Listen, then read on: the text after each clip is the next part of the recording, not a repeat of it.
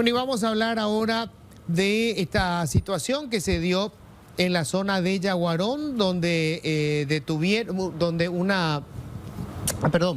vamos a hablar directamente de lo que fue la noticia del día. Así es, señor, así es. Vamos a hablar de este plan que presentó el propio presidente de la República, Santiago Peña, que se llama Hambre Cero en las escuelas.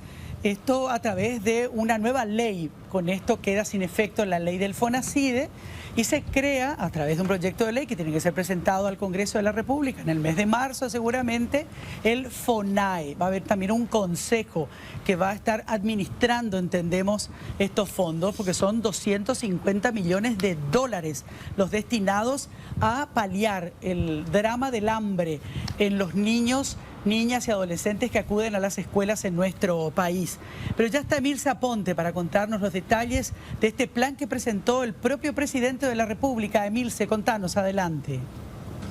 Gracias, Menchi. El fracaso del FONACIDE, ese es el principal argumento del Ejecutivo para sostener esta propuesta de modificación en cuanto al sistema de repartición de los recursos que estará a cargo del Ministerio de Desarrollo Social, toda vez que el Congreso sancione y el Poder Ejecutivo promulgue el proyecto de ley que fundamentalmente establece esta centralización sobre la base de un informe que la Contraloría ha establecido, incluso ha señalado de presuntas irregularidades, de un informe lapidario en el que se revela la tragedia que representa la falta de distribución y el uso equivocado de estos recursos, que incluso en uno de los casos se menciona que los encargados de esta administración incluso incurrieron en hechos punibles no sosteniendo esta distribución que termina golpeando a los sectores más vulnerables, los niños en situación de pobreza, pobreza extrema.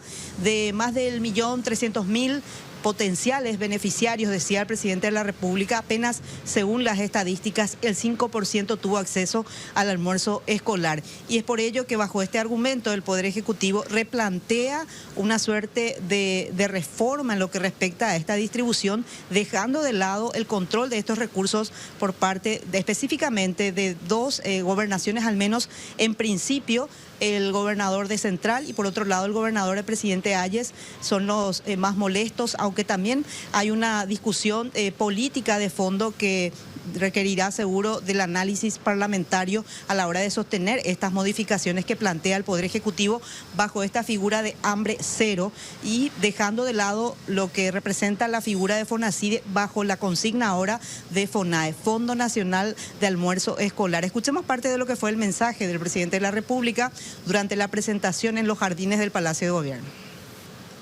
Este informe de la Contraloría es el punto de inflexión, mi querido Camilo.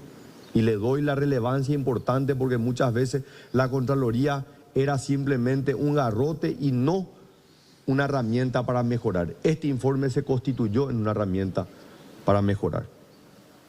El informe fue lapidario y desnudó las debilidades en la provisión de la alimentación escolar con los recursos del FONACIDE, evidenciando el gran descalabro en la gestión y la ejecución del programa de alimentación escolar en Paraguay.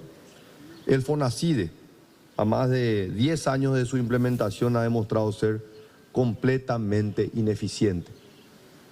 Y no lo hablo solamente ante la luz de lo que hoy vemos. La alimentación escolar es indispensable para asegurar que cada niño tenga condiciones mínimas para aprender. Mínimas, lo mínimo estamos haciendo con esto. Por eso, mis queridas amigas y amigos, les pido que dejemos de lado el revanchismo, dejemos de lado los intereses personales y pongámosle a los niños en primer lugar. La distribución de recursos y el modelo de gestión actual es un fracaso. El programa de alimentación escolar en el Paraguay, que nació en el año 2014, sentó las bases para implementar una gestión descentralizada para la utilización de los recursos con que cuentan las gobernaciones y municipios para financiar la logística y la provisión del servicio de alimentación escolar. Bueno, todavía hay que decir que hay algunas aclaraciones que se tienen que hacer por parte de las autoridades para poder entender acabadamente cómo va a funcionar sobre todo esto, porque de todas maneras, por más que se crea este fondo que va a ser administrado por el Ministerio de Desarrollo Social, de todas formas, las gobernaciones, salvo la de Central y la de Presidente Hayes, van a estar administrando también esos recursos, o sea, va a ser a través de las gobernaciones. Entonces ahí es donde uno tiene muchas dudas, porque justamente la atención estaba puesta en el mal manejo que hicieron las gobernaciones y los municipios durante mucho tiempo. Recordaba un caso en particular, un intendente de Jesús de Tabarangüe, que había incluso usado el dinero para lavarlo. O sea, imagínense a qué punto se llegó, todos amigos en su mayoría y correligionarios del presidente de la República, Santiago Peña. Así que conoce a fondo, en profundidad, este tema, porque además él ya era ministro de Hacienda cuando administraba los recursos que eran enviados a las gobernaciones y municipios, aunque en realidad las rendiciones de cuentas que se hacían después de que tirara de la oreja a la Contraloría eran de verdad rendiciones de cuentas que solamente en el papel se sostenían, porque nadie iba a chequear efectivamente qué se hacía con esos recursos. Pero bueno, mucho que hablar todavía en relación a este tema. La cuestión de fondo nos parece sumamente importante, acabar con el hambre en las escuelas, Luis, ¿no? O sea, el objetivo es fantástico, el asunto es cómo lo van a hacer. Claro, nadie pone en duda ni puede discutir que se trata de un objetivo absolutamente necesario, probablemente el primer paso para hacer otros cambios en la educación pública. Pero sí se necesitan los detalles. Resulta sumamente curioso y hay que evitar cualquier tipo de, digamos, duda sobre algún manejo político del tema, que bueno, se haya decidido dejar fuera a la gobernación de Central, que tiene hoy al frente a un opositor. Sí. Si bien el argumento es que en Central se concentran la mayor cantidad de escuelas y colegios públicos, ¿verdad? Y también incluyeron lo de Villa Hayes, que está, digamos, cerca de Asunción, pero hay que despejar toda duda para un plan como Claro, porque de todas maneras hay que decir también que este plan se va a poder llevar adelante gracias al Registro Único del Estudiante, el RUE, que va a ser fundamental para saber exactamente el perfil de cada estudiante y las necesidades de cada uno de esos niños, porque hemos visto cómo en ocasiones se destinaba almuerzo escolar para estudiantes que no necesitaban precisamente, mientras otros que apenas tenían una comida al día no recibían el almuerzo escolar. Entonces, con ese RUE se va a poder tener una información precisa y exacta de cuáles son las necesidades en cada municipio, en cada escuela, en cada gobernación. Y una cuestión clave, si van a seguir trabajando con las gobernaciones y los municipios, las mismas gobernaciones y municipios que incurrieron en los hechos que fue denunciado por la Contraloría, que mencionaba el presidente de la República, es clave saber si vuelve a suceder esto, qué medidas van a tomar, si la ley va a contemplar que se deje fuera a gobernaciones y municipios que incumplan. Así es, vamos a ver qué pasa. Como decías, Luis, todavía nos falta mucha información.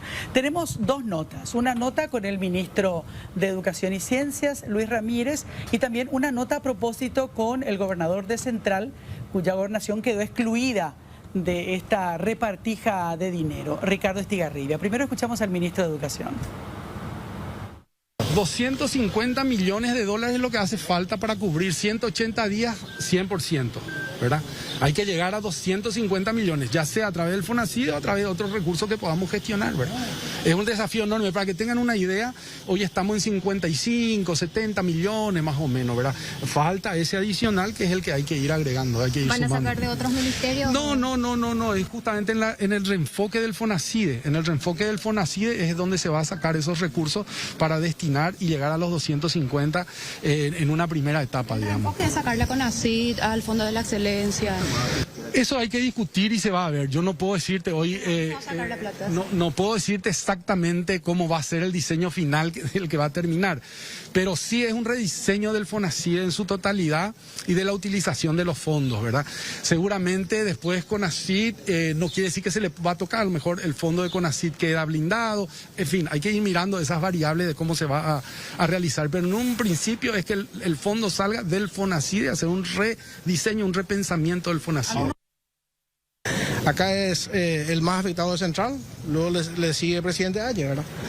¿Cree que hay un retroceso en cuanto a la figura de la descentralización, que era uno de los principales objetivos siempre? Yo creo un retroceso realmente brutal, porque el Ministerio de Desarrollo se está encargando de Tecoponá, se está encargando de los abuelos, se está encargando de todo y no tienen capacidad, no van a tener capacidad de controlar. Habló el presidente de un dilapidario informe incluso de recursos de cómo no se administraron bien. Tiene toda la razón, pero eso no podemos ser responsables nosotros asumimos hace 5 meses.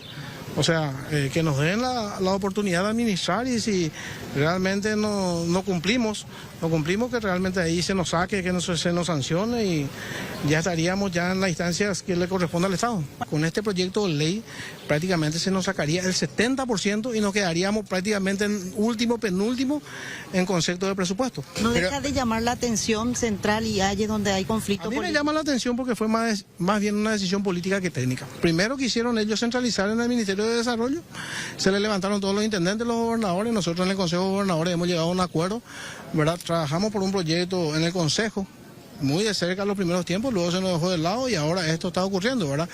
Yo interpreto una intención política antes que técnico.